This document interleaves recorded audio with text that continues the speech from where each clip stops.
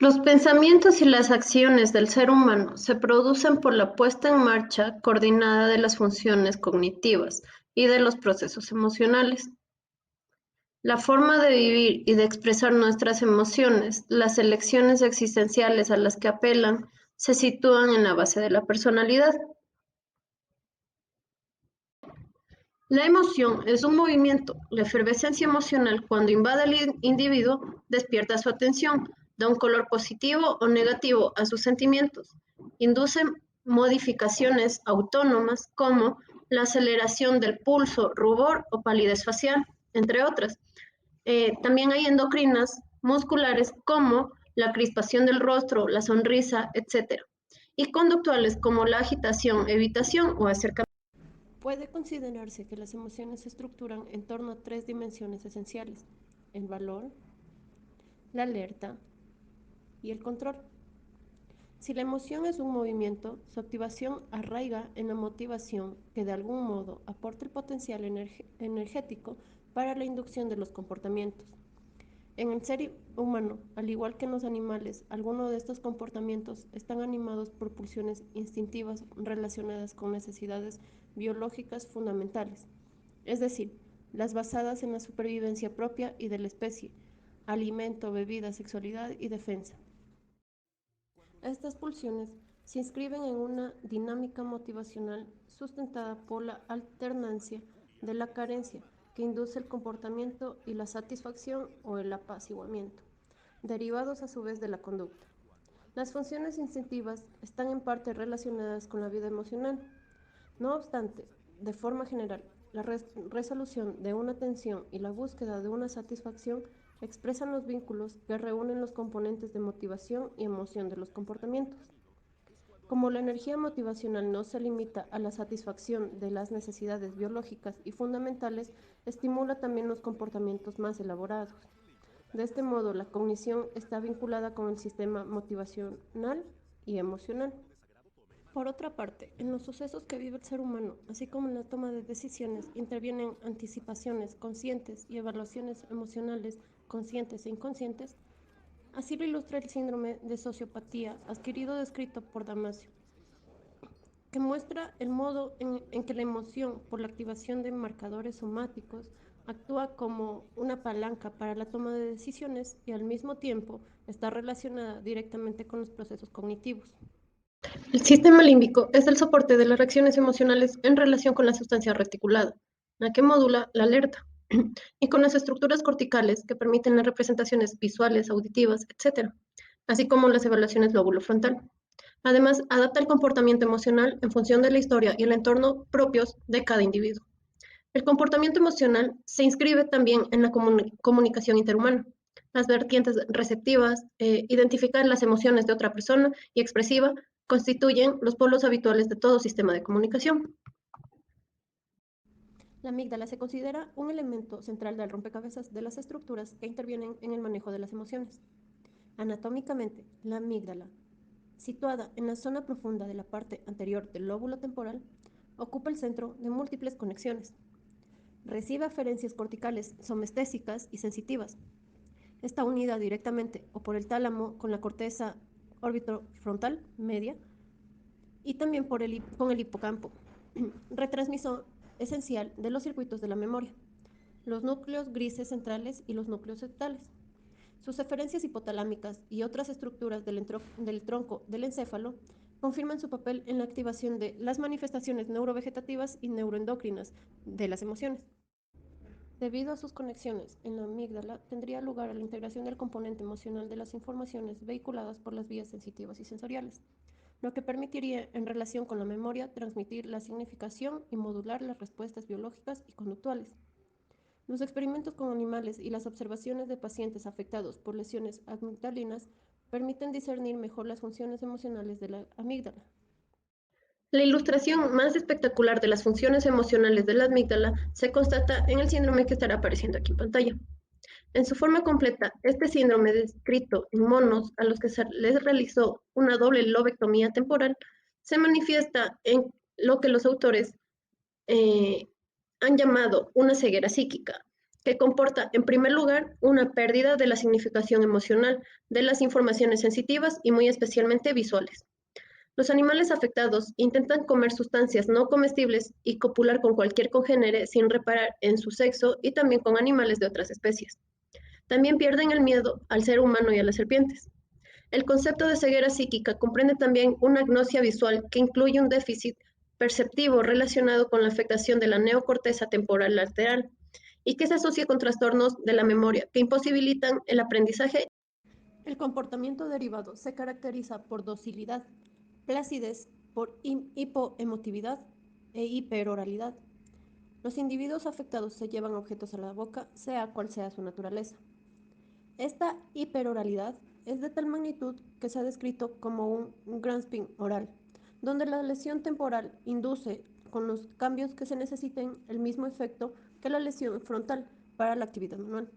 Otros signos son hipersexualidad e hipermetamorfosis, que lleva a desarrollar una atención por cualquier estímulo visual con un ímpetu irresistible compulsivo del tacto. Puede interpretarse que este síndrome está ligado a lesiones límbicas y por tanto amigdalinas, o a una desconexión entre el sistema límbico y otras áreas corticales, en especial visuales. En el ser humano se han descrito algunos casos de este síndrome. Los elementos del síndrome estaban presentes de forma completa o sobre todo incompleta, por lo común acompañados de trastornos de la memoria y el lenguaje. La lista etiológica es larga y todavía no se ha cerrado. Traumatismos cráneoencefálicos con lesiones bitemporales, quistes aracnoideos, bilaterales, glioma multicéntrico, encefalitis herpética. El síndrome puede observarse tras una resección temporal anterior bilateral y muy excepcionalmente después de una resección unilateral. El papel de la amígdala es la reactividad emocional. Se ha confirmado por experiencias de lesiones selectivas de los núcleos amigdalinos que comportan trastornos conductuales como la placidez, sumisión y la hiperoralidad, menos graves que lesiones provocadas por aspiración, que dañan también las fibras que unen las amígdalas con la corteza temporal, como sucede con este síndrome. La función de la amígdala en el condicionamiento al miedo ha sido objeto de estudios específicos. En los animales, por ejemplo, la amígdala es necesaria para adquirir comportamientos condicionados a estímulos aversivos. Así, ratas normales pueden aprender a asociar un sonido, que sería el estímulo condicionante, con una descarga eléctrica en el suelo de su jaula. De manera que una vez adquirido el condicionamiento, basta con que oigan el sonido para que desencadenen modificaciones neurovegetativas y agitación. Este aprendizaje condicionante es imposible en ratas a las que se les ha practicado una amigdalectomía. Se han realizado observaciones análogas en el ser humano comprobando la respuesta galvánica cutánea a una estimulación condicionante, acoplada con otra estimulación aversiva, o sea, un ruido intenso que provoca una emoción manifiesta en el reflejo cutáneo simpático. Este tipo de condicionamiento que se obtiene en el sujeto normal no puede conseguirse ante la presencia de lesiones amigdalinas bilaterales o unilaterales. Realizados en monos señalan que las neuronas amigdalinas intervienen en el tratamiento de la identidad de las caras y las expresiones faciales, los movimientos corporales y la mirada, de manera que todas estas informaciones son señales potenciales para la activación de respuestas emocionales y sociales con respecto a otros individuos. En los seres humanos, las lesiones amigdalinas sufridos pronto en la vida conllevan un déficit en el reconocimiento de las expresiones faciales de miedo, pero también en menor grado de otras manifestaciones emocionales próximas como el enfado, la sorpresa o el desagrado. El déficit afecta también a los conocimientos conceptuales sobre las emociones y especialmente. Aun cuando las lesiones amigdalinas no siempre produzcan la placidez observada regularmente en los animales de los experimentos, Se ha podido constatar que las personas con lesiones amigdalinas no mostraban ninguna desconfianza ante rostros no familiares valorados como no recomendables y no dignos de confianza. Por otra parte, la amígdala fomenta la memorización declarativa de informaciones con contenido emocional.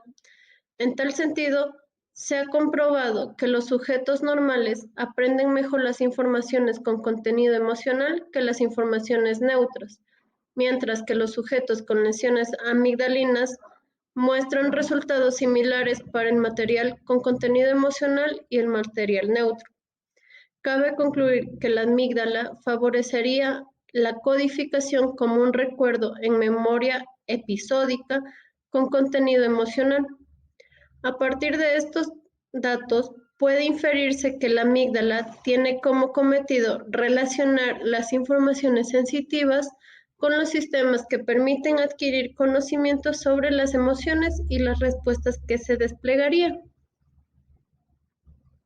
Los estímulos se asocian sobre todo a miedo y agresividad, alucinaciones complejas y sentimientos de déjà vu. El área cetal, al contrario que la amígdala, intervendría en el refuerzo positivo de las emociones, de manera que su estimulación induce sensaciones agradables con componente sexual, mientras que las lesiones de esta región pueden conllevar a la irritabilidad, agresión e incluso un comportamiento de ira.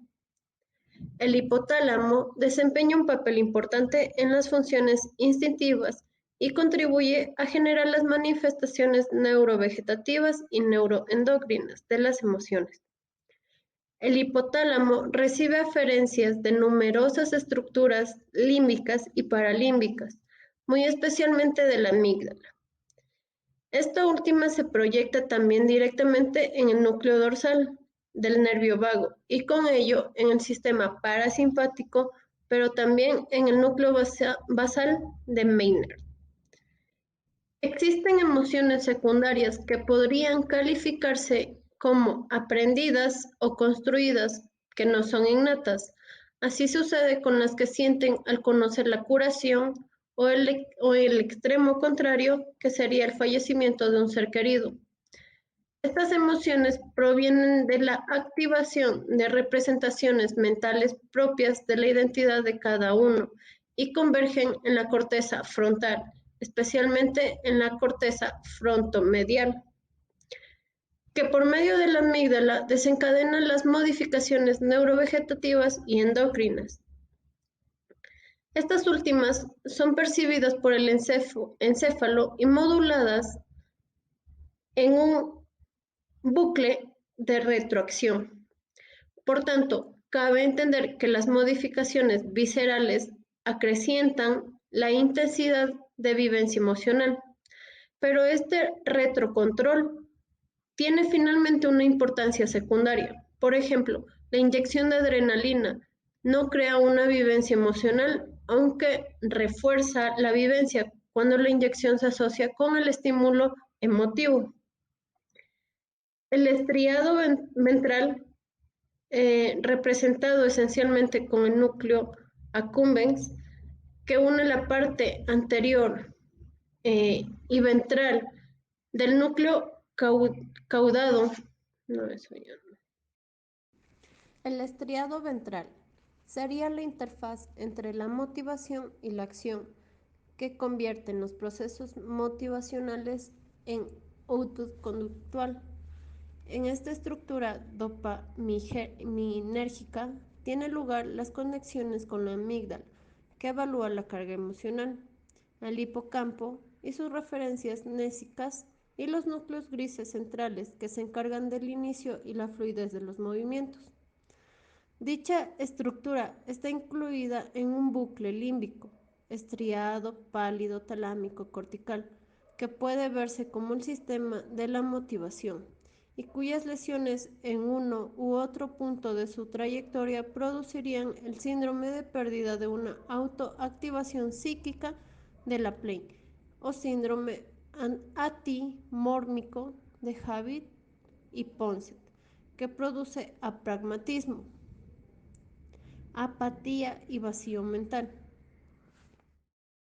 Si se añade un cierto número de trabajos que describen la depresión más frecuente en las lesiones del lado izquierdo, se comprende que haya podido formularse la hipótesis de una prevalencia e incluso de una especialización del hemisferio cerebral izquierdo para las emociones positivas y de un dominio del hemisferio derecho para las emociones negativas.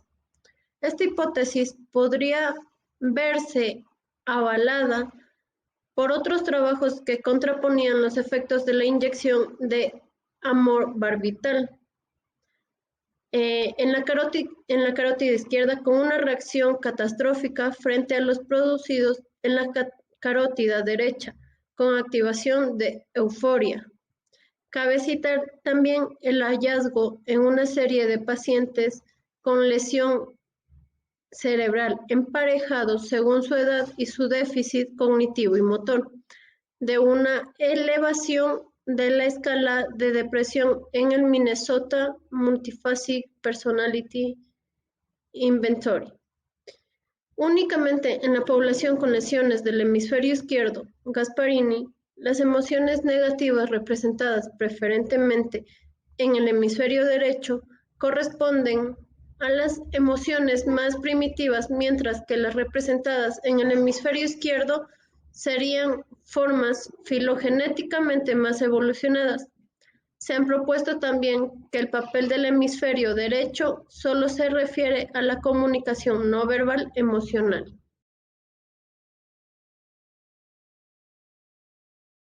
El concepto de instinto es complejo, atañe a los animales y a los seres humanos y designa una pulsión, una tendencia innata conocida para todos los organismos vivos, como el instinto alimentario o sexual, o limitada a una especie, como por ejemplo el instinto migratorio.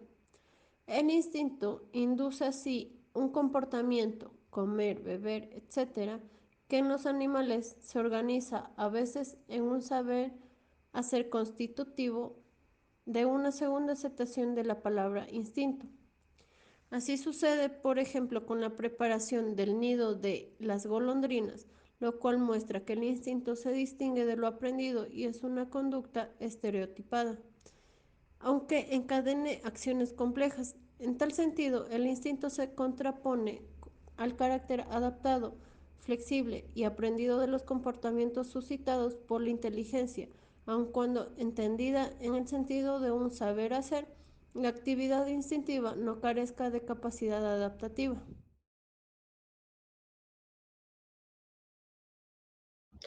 En la regulación del comportamiento alimentario intervienen dos estructuras específicas, el hipocampo y la amígdala.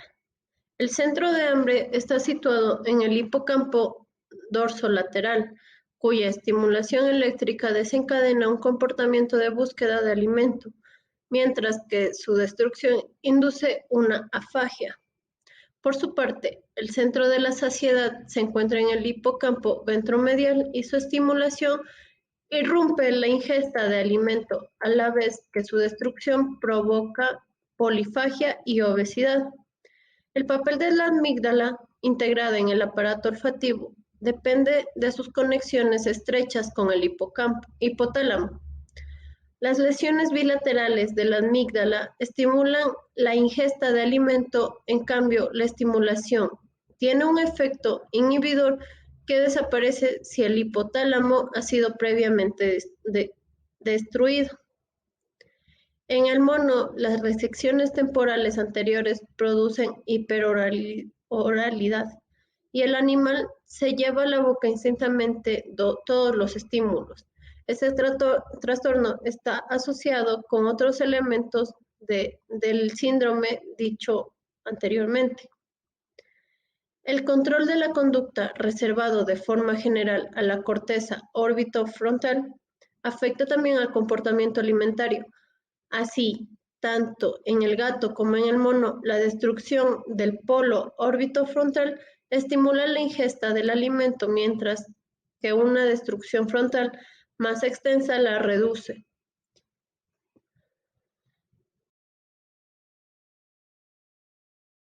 La sed y el hambre son dos sensaciones diferenciadas, aunque algunos productos capaces de aplacar la sed tengan también un valor nutritivo.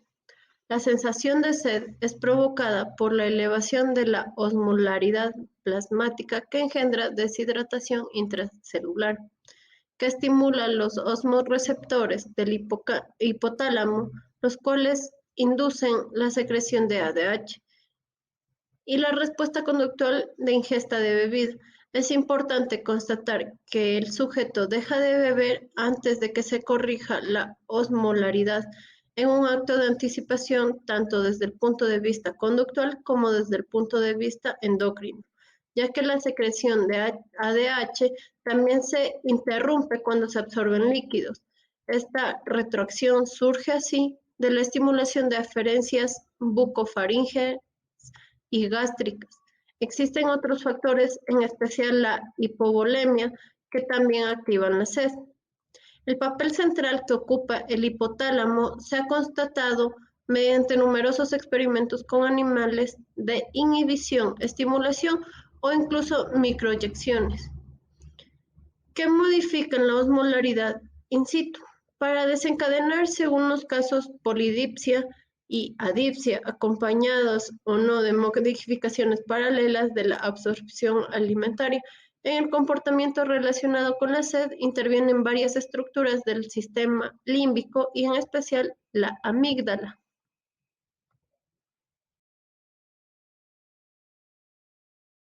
Es posible considerar que la percepción de un peligro puede activar la huida o el ataque según los casos, de igual modo que la depredación es la condición de supervivencia de ciertas especies animales.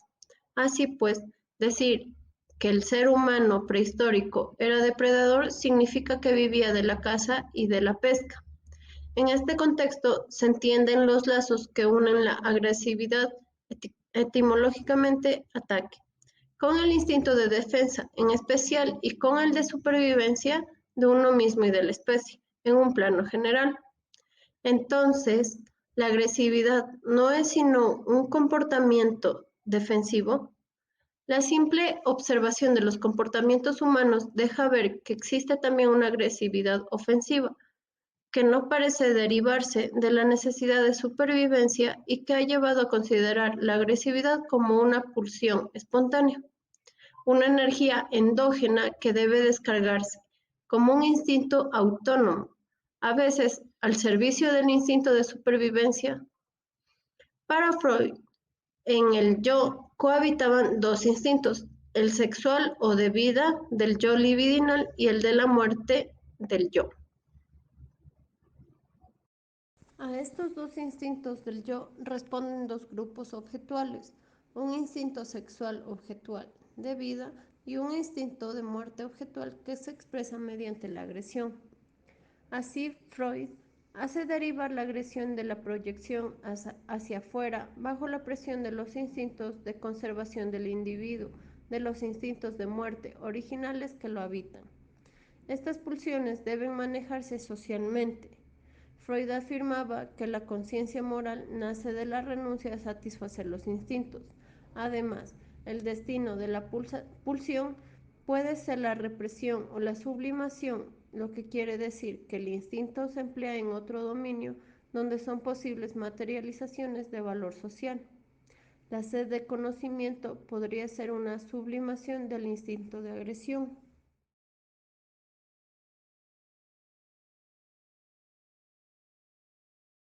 La agresión o la huida surgen de una emoción provocada por un escenario que el individuo percibe como una amenaza para su integridad. En este sentido, cabe entender los vínculos que existen entre el dolor y las reacciones agresivas. Sin embargo, los experimentos con animales han revelado que la efervescencia emocional que precede y acompaña a la agresión pueden tener una intensidad muy variable. En el gato, los estímulos del hipotálamo lateral desencadenan un ataque frío contra la rata que se pone en su presencia. En cambio, los estímulos del hipotálamo medial se asocian a un comportamiento agresivo acompañado de una intensa tormenta emocional. La puesta en marcha de un comportamiento agresivo no sigue formas estereotipadas en una especie dada y para un estímulo determinado.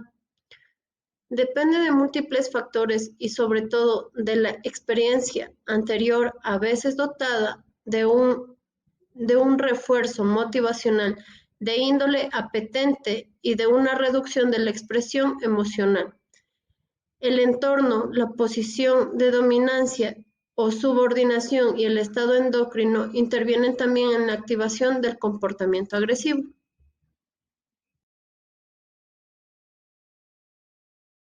La frecuencia de la agresividad que se observa en las enfermedades psiquiátricas en el sentido habitual de dolencias no referidas a lesiones cerebrales justifica el desarrollo de escalas destinadas a mejorar la calificación y cuantificación de los comportamientos agresivos.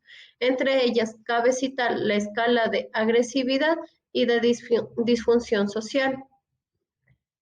La primera que debe rellenarse al final de una entrevista no estructurada distingue la agresividad autoinfligida, es el estado de ánimo depresivo, pulsiones suicidas, desagrado por la propia persona, entre otras. Y la dirigida hacia el exterior, en especial, es la irritabilidad, actos provocadores que alteran que las conductas sociales, agresividad verbal, violencia física contra objetos o personas. Esta segunda, que puede ser cumplimentada por el equipo de enfermería, tiene como objetivo mejorar la calidad de la observación de los pacientes agresivos ingresados en hospitales. Comprende únicamente 5 elementos: agresividad verbal, agresión física, contra objetos, agresividad contra uno mismo, agresividad contra otra persona y un elemento titulado intervención que agrupa la terapéutica desplegada y las consecuencias físicas de la agresividad. Las conductas agresivas pueden observarse en los síndromes psicóticos, los estados de retraso mental, los estados de adicción, como un efecto secundario de una sustancia psicoactiva y un síndrome de abstinencia o acciones guiadas por el deseo de procurarse la droga. La ingesta exagerada de alcohol, la abstinencia o los trastornos del carácter que acompañan al alcoholismo también pueden explicar manifestaciones agresivas en una lista que dista de ser exhaustiva. El DSM individualiza los trastornos de adaptación como reacción a factores de estrés, que se acompañan de alteración de las conductas y pretenden una violación de las normas sociales, actos delictivos, pendencias, vandalismo, conducta imprudente al volante, etc. Tanto el DSM como la CIE-10 comprenden un epígrafe de la personalidad antisocial llamada también amoral o psicopatía.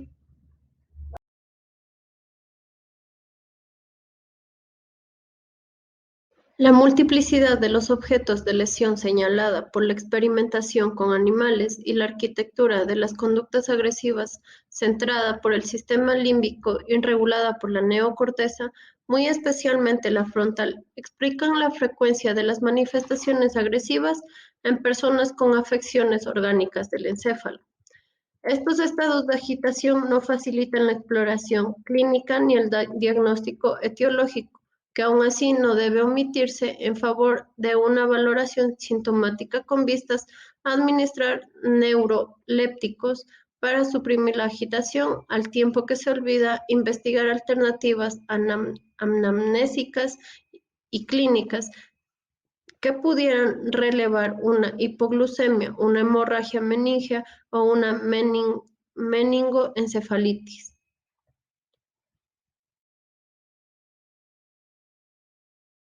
El contenido lingüístico del lenguaje oral está unido a una entonación que puede ser neutra o contribuir a dar un color afectivo a dicho contenido. Así definida la prosodia emocional, sostenida por las características melódicas de la expresión verbal, depende al mismo tiempo del deseo del locutor.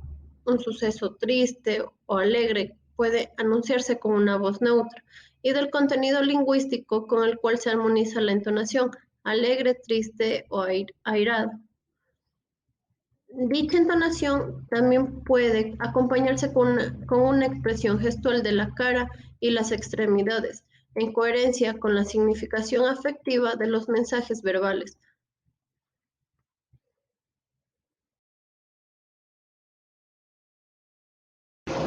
La depresión ha suscitado una abundante bibliografía en la que se han formulado hipótesis acerca de la influencia de la localización de las lesiones y principalmente de la lateralización hemisférica sobre el manejo de las emociones en general y la regulación del estado de ánimo en concreto. No obstante, la atención dedicada a la existencia de una depresión en personas con lesiones cerebrales no se justifica por un simple interés heurístico. Depresión es sinónimo de sufrimiento y por ello no puede ignorarse en una valoración diagnóstica que no le busque un significado salvo como el preludio de una programación de los cuidados. La depresión repercute también en el rendimiento cognitivo, la calidad de vida y el pronóstico de discapacidad, como se ha puesto de relieve, por ejemplo, en las depresiones posteriores a accidentes cerebrovasculares. Finalmente, la depresión puede abordarse como un tratamiento farmacológico y psicoterapia. La depresión es un trastorno del estado de ánimo que se ve invadido por la tristeza de forma perdurable. No es un sentimiento puntual, sino una situación de tristeza duradera que puede llevar a desarrollar una aversión por la vida. Se acompaña de otros dos síntomas, como el sufrimiento moral y pérdida de impulso vital. Esta pérdida de impulso vital o inhibición se expresa con apatía y aedonía, es decir, incapacidad de sentir placer, de disfrutar de las actividades familiares, sociales y de todo lo que constituía el centro de interés habitual en el ámbito profesional o el ocio. Esta incapacidad de sentir no se vive con indiferencia, sino con un intenso sufrimiento moral. Las personas deprimidas padecen su anestesia afectiva, no de forma plácida, sino como una hipertimia dolorosa. Desarrollan sentimientos de incapacidad, de pérdida de dignidad y de autoestima, con una sensación de culpabilidad y de fracaso y una visión pesimista del futuro. Se considera una carga para sí mismas y para quienes las rodean, y pueden desarrollar un mecanismo de rumiación depresiva. Los sentimientos depresivos predominan sobre todo por la mañana al levantarse el día. Se anuncia, parece interminable.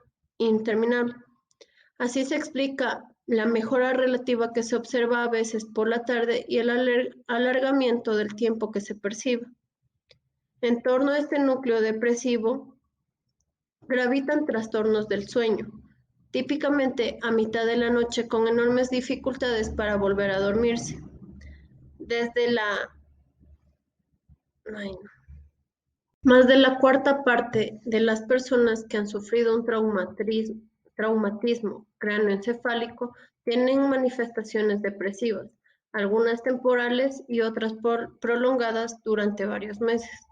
Si las primeras tienen una causa biológica, las segundas se distinguen por mecanismos más compuestos en los que intervienen las consecuencias cognitivas y físicas del traumatismo y el entorno médico, legal y social. Las personas afectadas por depresión mayor tienen más trastornos psiquiátricos en sus antecedentes que las no deprimidas, y los pacientes deprimidos muestran más alteraciones de la función social tanto antes como después del traumatismo. Las localizaciones de las lesiones en la parte anterior del hemisferio izquierdo y los ganglios basales del lado izquierdo tienen asociaciones más estrechas con las depresiones mayores. Patología subcortical que afecta los ganglios basales o la sustancia blanca de los hemisferios cerebrales, ya tenga causa vascular, traumática, inflamatoria o degenerativa, es un factor de riesgo depresivo. Y como se sabe, la depresión está integrada en los trastornos cognitivos de las demencias subcorticales. Por tanto, no hay nada sorprendente en que numerosos cuadros nosológicos que tienen en común una afectación subcortical puedan revelarse en los trastornos depresivos o complicar dichos trastornos. La depresión es de 2 a 4 veces más frecuente en personas que sufren migraña que en los sujetos normales, sin que desde el punto de vista fisiopatológico pueda irse más allá de constatar esta comorbilidad. La depresión aparece como una reacción patológica migrañosa o el estrés y los acontecimientos de vida establecen un factor de riesgo común a la migraña y a la depresión, con factores genéticos comunes a estas dos dolencias. ¿Podría la disfunción serotoninérgica construir el enlace biológico de estas dos patologías? En la práctica, se debe investigar una posible depresión ante cualquier dolencia, cefaleas crónicas cotidianas por consumo excesivo de analgésicos, cuyo riesgo de depresión es más de 8 veces superior al de la población general. La depresión tendría así una influencia negativa en la evolución de las migrañas. Algunas crisis epilépticas parciales pueden provocar manifestaciones afectivas y emocionales, entre los cuales, además de la tristeza, se puede encontrar una extensa gama de problemas, como el miedo, el terror, la alegría, el éxtasis, hambre. Estas manifestaciones son breves de carácter crítico y se abordan con un tratamiento propio de la crisis.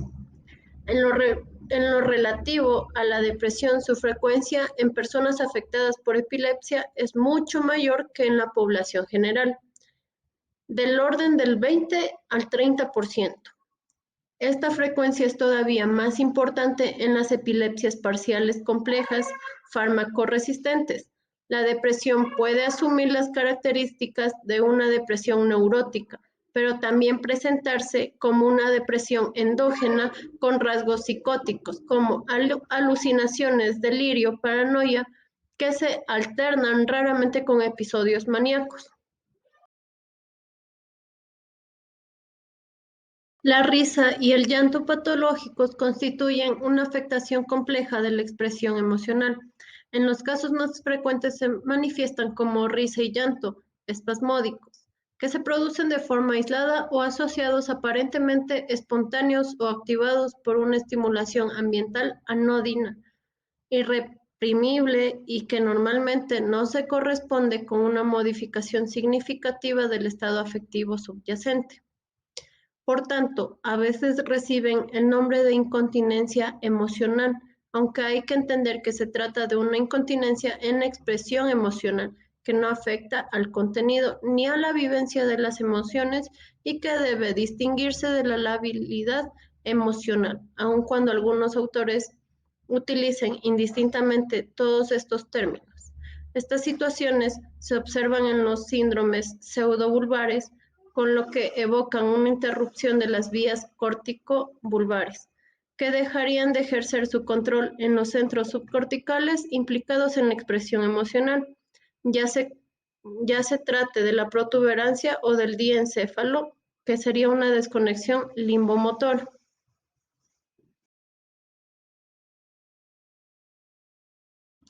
La esclerosis en placas, además de generar trastornos cognitivos, puede provocar trastornos depresivos y de ansiedad, labilidad emocional o incontinencia afectiva y risa y llanto espasmódicos. La euforia se observa sobre todo en las formas evolucionadas de la enfermedad, con un grado de discapacidad importante, déficit cognitivo y dilatación de los ventrículos cerebrales. Se atribuye a la desmielinización frontal de aislamiento que ya no modela en el sistema límbico. No debe confundirse con un estado hipomaníaco o maníaco. Ya esté relacionado con la enfermedad en sí, se vincule con el peso de posibles antecedentes familiares o surja como una complicación de una corticoterapia.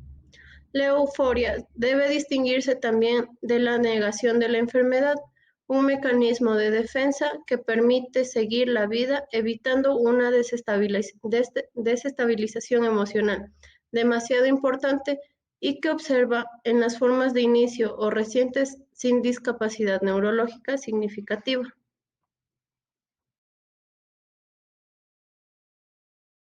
Algunos trastornos emocionales agudos forman parte de la semiología de la crisis o incluso las resumen como crisis dacrísticas o gelastíticas, con o sin modificación de la vivencia afectiva, sensaciones de miedo, alegría, bienestar o ansiedad que acompañan esencialmente a las crisis epilépticas del lóbulo temporal.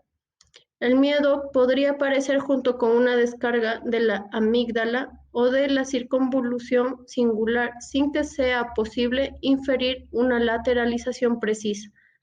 De forma excepcional, puede aparecer un acceso de violencia durante una crisis parcial compleja o después de dicha crisis.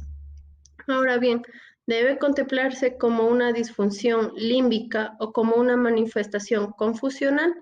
Los trastornos emocionales duraderos son multifactoriales y han sido explicados con hipótesis organicistas o psicodinámicas, otorgando primacía a las reacciones psicológicas ante las consecuencias familiares y sociales de estas crisis, al carácter desestructurador de las tormentas motoras, sensitivas, somatognósticas o afectivas de las crisis parciales, a los síntomas relacionados con la lesión cerebral y si en las epilepsias lesionales o incluso a los efectos secundarios de tratamientos a veces onerosos.